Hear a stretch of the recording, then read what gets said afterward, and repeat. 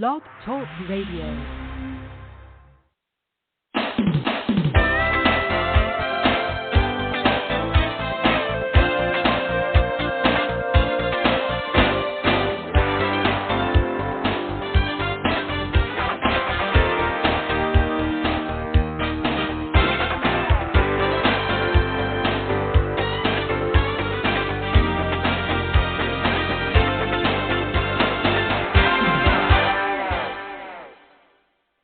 Good morning. I'm your host, Davida Shinsky, and you're listening to Live Without Limits. Today's show is titled Adapting Your Sales in a 6 Feet Apart World. And even though we're kind of at the tail end of the pandemic with some things that have been happening, you've got to remember that we are now in a new paradigm of how we do business. And you notice that at the beginning of the pandemic, people started buying more and more online. Well, that's going to be the typical way of doing things. And we're more aware now that it doesn't matter what's out there. Things can be passed, and you never know what is going to be deadly and what isn't. So the idea here is to think of the new paradigm. So while your sales strategy will never be the same, and tips to adapt to the next normal. Because really and truly, this is the new normal of how business is going to be done. We talk about it all the time. When things go bad or go back to normal, but will they? Will sales ever be the same? This is the thing of why we need to understand this, because the digital world is here to stay. You have the millennials. You have Generation Z. The millennials were that age group where it was the beginning of the computer age. The Generation Z is the digital age. And really and truly, if you look back at what Steve Jobs did when he came back to Apple and started developing the iPhone, the iTunes, all of these things, you started seeing music, everything digitized, so that it was proven that people will carry it around in their pockets. 2020 forever changed us. Sales processes were turned upside down. In-person meetings probably not happening for quite some time. Remote presentations now the norm. Sales engagement software a must. These changes are not temporary. If you aren't yet, how do you adapt to the next normal? Now, growing up with a disability, I didn't have the same mobility as everyone else. And even though my background and everything that I was geared towards was in training and development, not having the mobility kind of limited the things that I was able to do. And yet, at the beginning of the pandemic, and just prior to the pandemic, I had already started putting up video courses on sites like Skillshare and Udemy. But what came out of that at the beginning of the pandemic was I started getting e-learning platforms asking me to put my courses on their sites.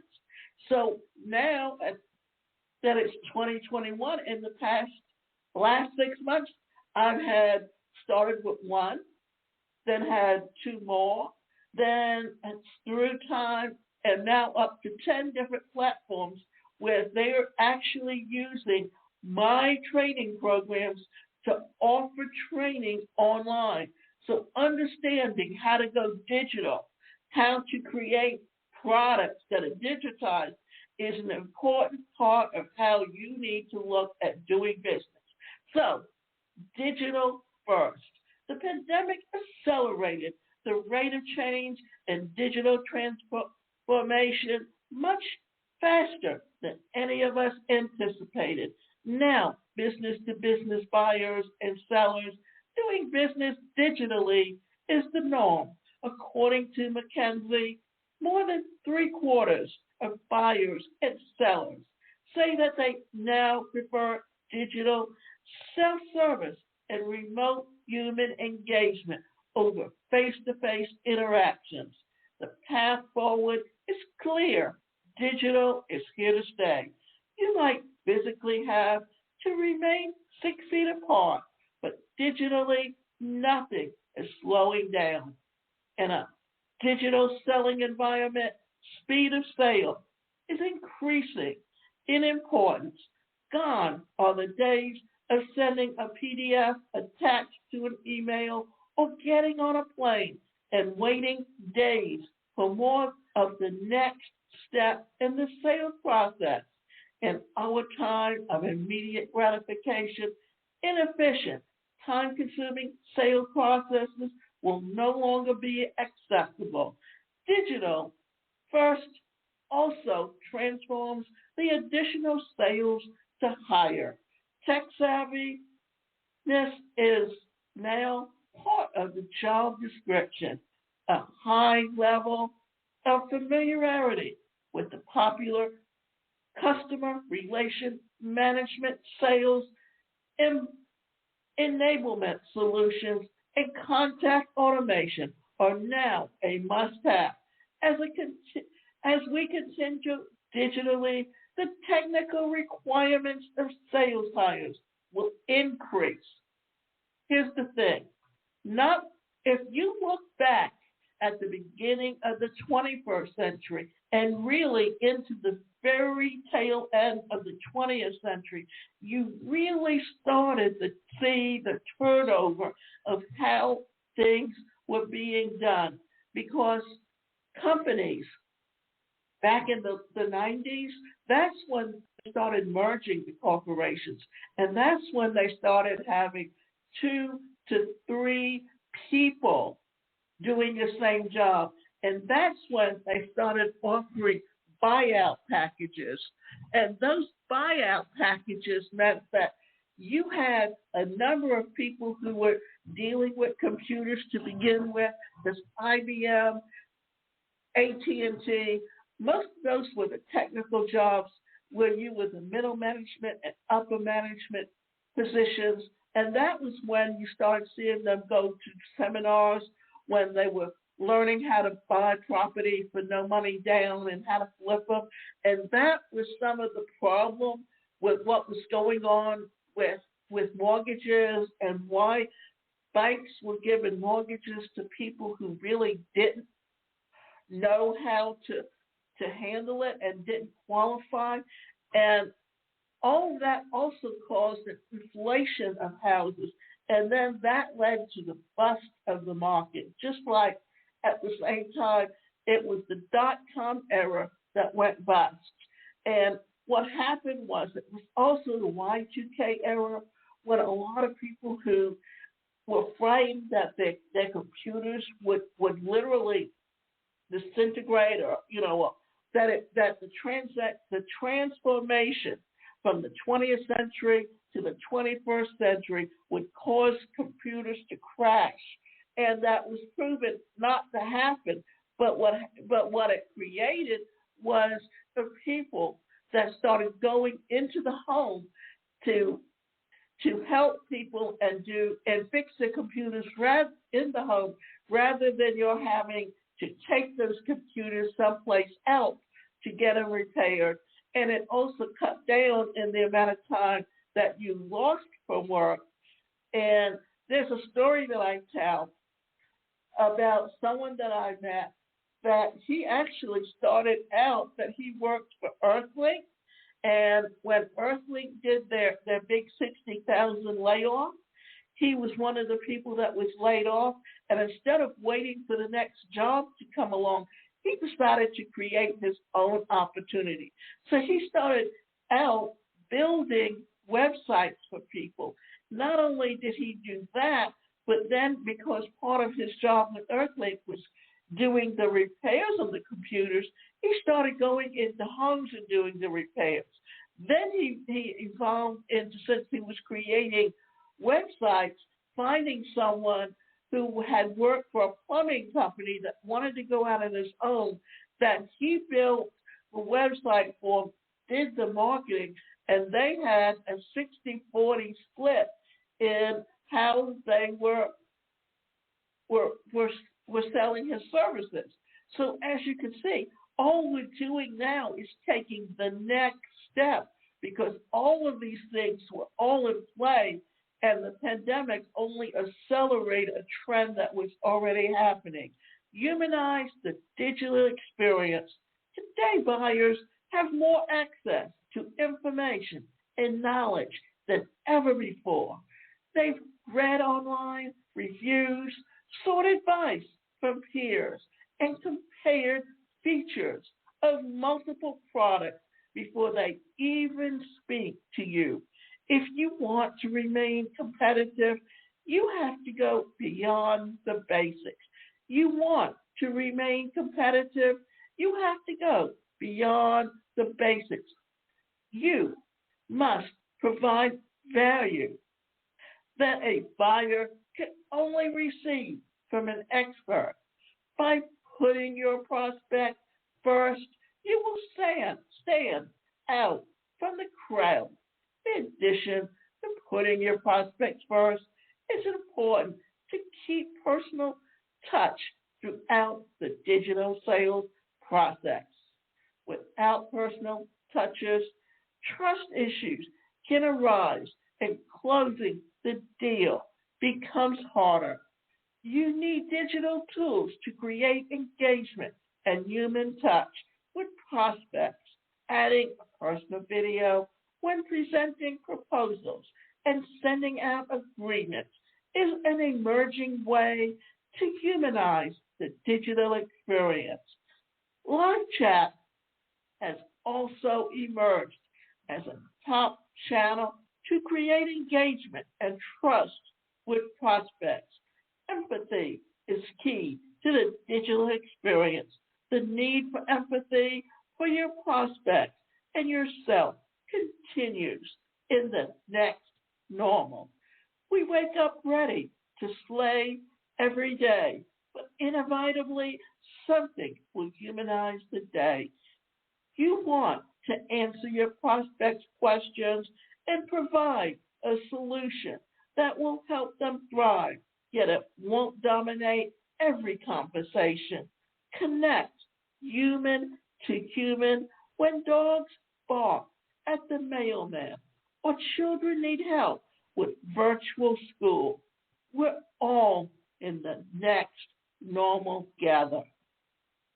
Now, we've already seen where tutoring has become an online business long before the pandemic hit, that many students, especially kids today, they always had access to computers in the schoolroom, so they actually were used to getting online and working with teachers.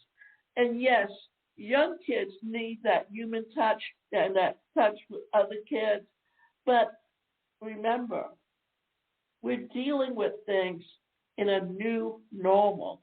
And just because we go back to having the classroom setting does not mean that things will ever really change, because we will always be using the computer.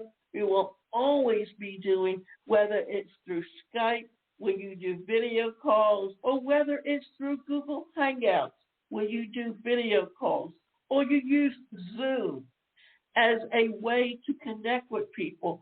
It will continue to be that way, because especially if you live in one state and you have family in another state or even another country, it's one of the best ways to keep in touch with each other. Technology is a coworker.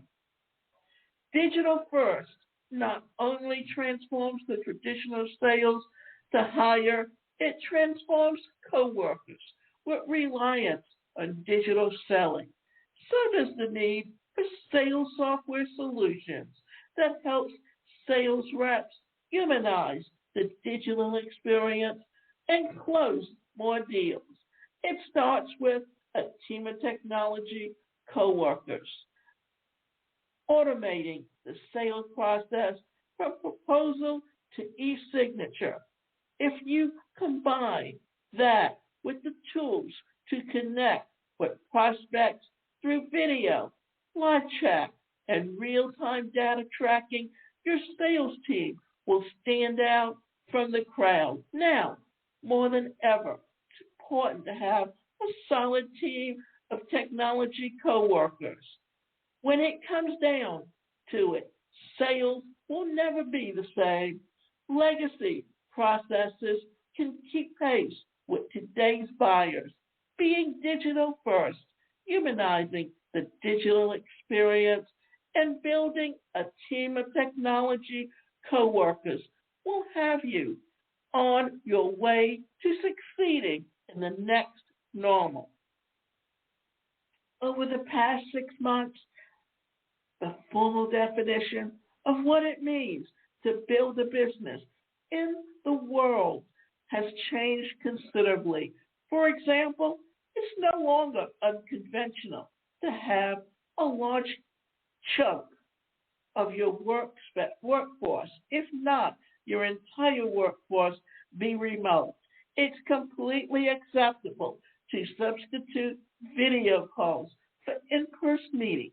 Also acceptable to show up to these video calls wearing non-formal attire. Companies that had previously employed hundreds, thousands, or even tens of thousands of employees or realized that they can operate much more efficiently with a leaner team. And entrepreneurs who have been questioning whether or not they needed to invest in more technologies have gotten their answer loud and clear. Yes, the future is here.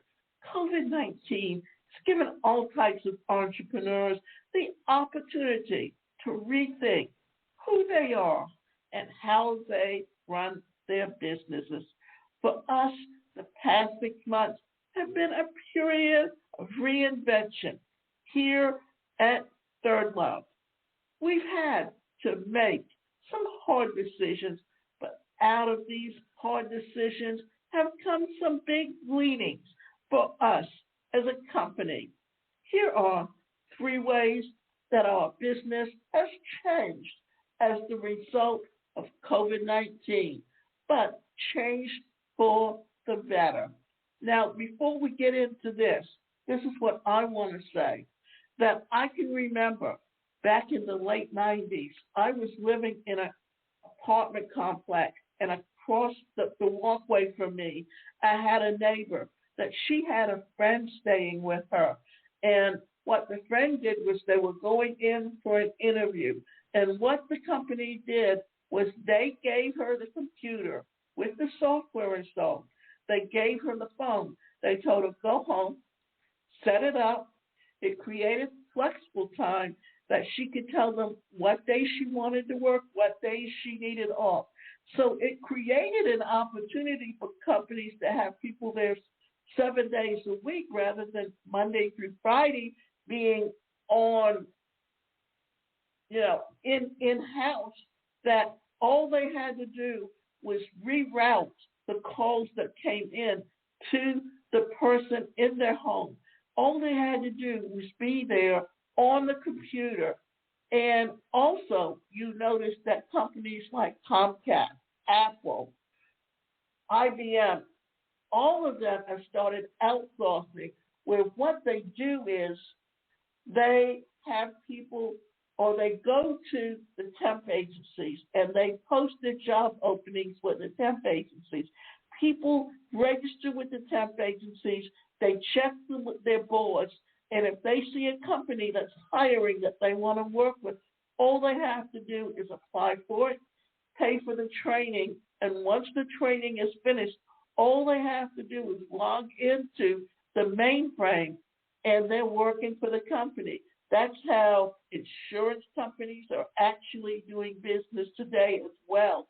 And one thing I have found is that whenever I call in to place my over-the-counter order for any products or pharmacies or anything that I need, it's done over the phone, but it's done because what those companies have is people working from home where all they do is reroute the calls when they come in, so all the individual has to do orders.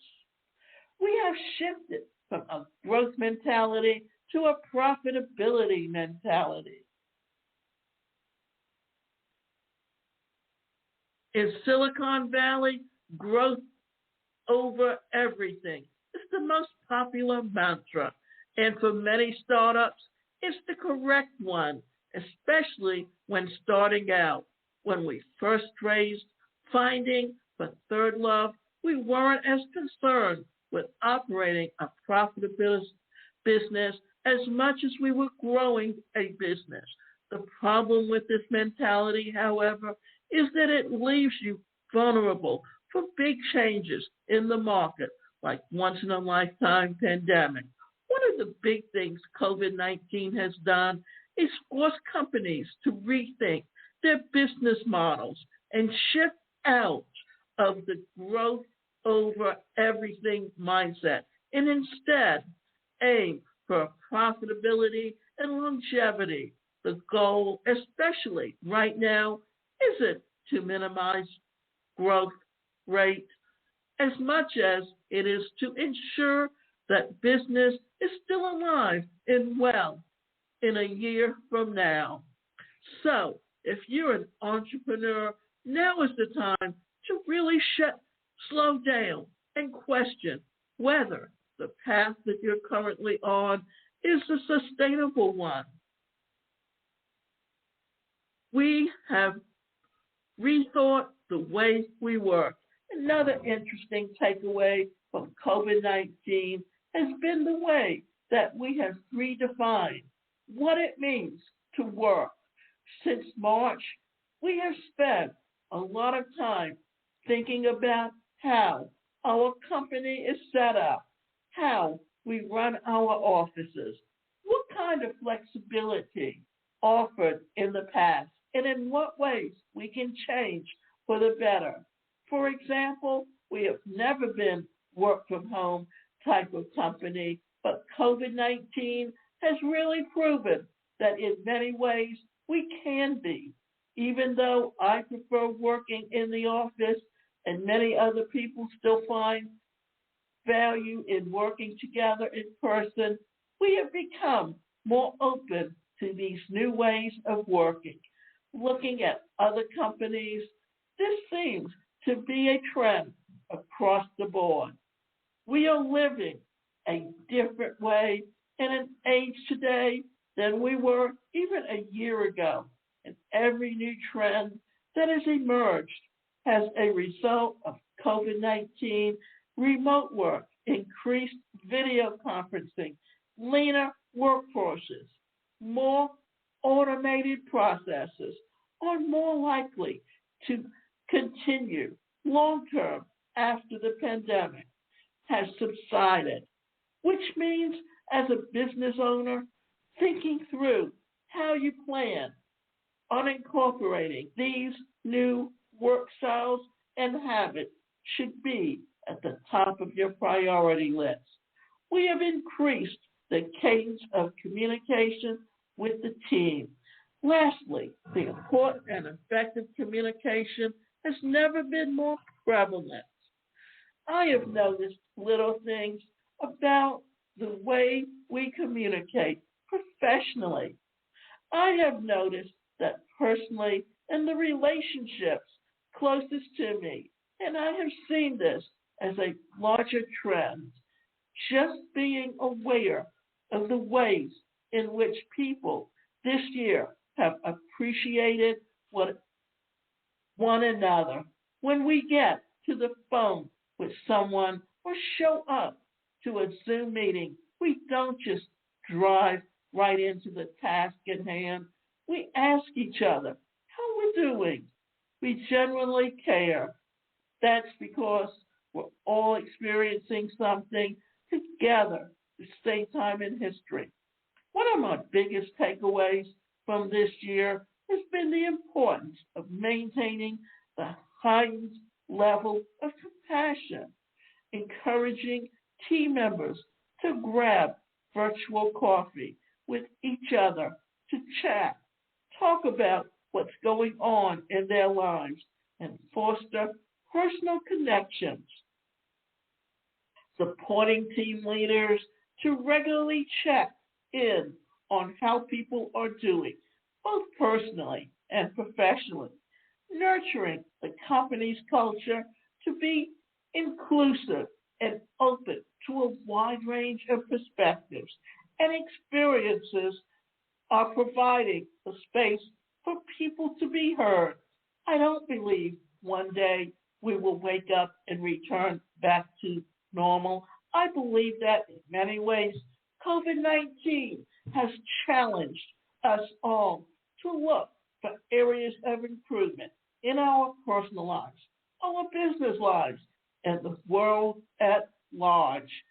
So, look at it this way. We've been talking about creating a digital age and the importance of it and how important it is to how we do business today. It's just a matter of understanding that you have to change your idea of what the new normal is, because the new normal is definitely adapting your sales in a 6 feet apart world. And we now have the digital tools in order to create those opportunities to keep business going very much on an ongoing basis.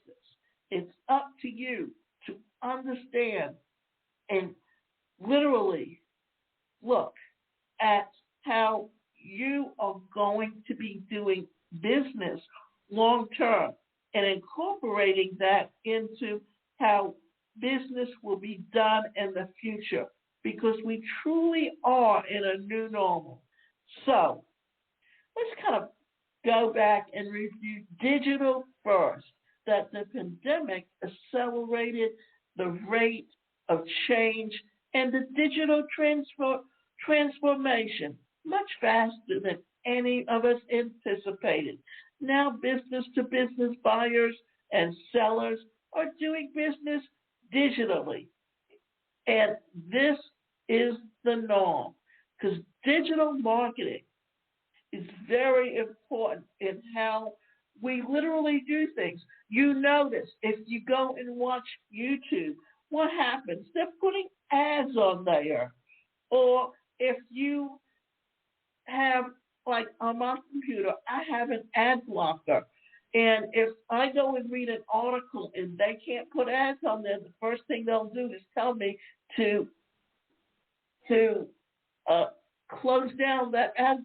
Well, I'd rather leave up the ad blocker because it's not that important to read some of these articles, because I can find out the information in other ways without going into those particular sites just to read a specific article that they've posted. And remember, you can go to my website, and that website is the #1 personalcareercoach.com. If you want to take some e-learning courses, you can go to my website, askdavidashinsky.com. And I'm also putting up a new one that's going to be called Home-Based Business Blueprint Network, which is a membership site to learn how to build a home-based business.